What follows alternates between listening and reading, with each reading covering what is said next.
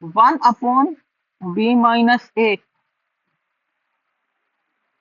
e to the power uh, e to the power tb minus e to the power ta upon t.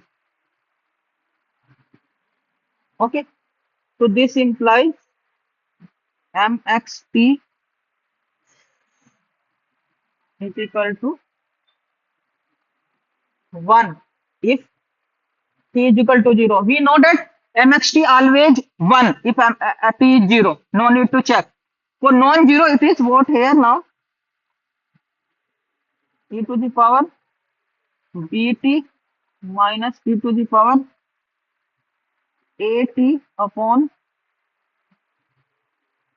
b minus a if t is not equal to 0. So we got MGF of uniform distribution. This chapter is really very simple. Okay, nothing inside it. So this way we can get MGF of uniform distribution. Okay.